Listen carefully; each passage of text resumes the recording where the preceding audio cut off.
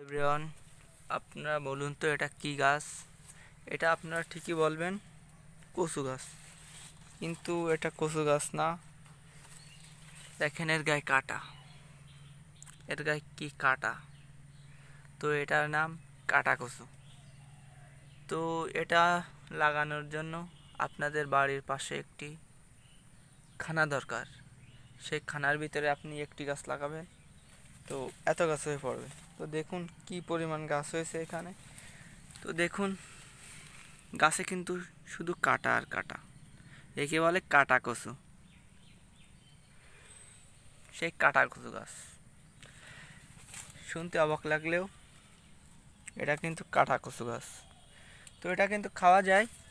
আপনারা চাইলে এই গোড়াও খেতে পারবেন, কিংবা এই যে জালি একটি পাতা আছে, এই পাতাটিও বেটে খেতে পারবেন। তো এটা খেলে ডায়াবেটিসের রোগীদের ভালো কাজ হয়, এবং এটাতে অনেক ব্যথা টানে।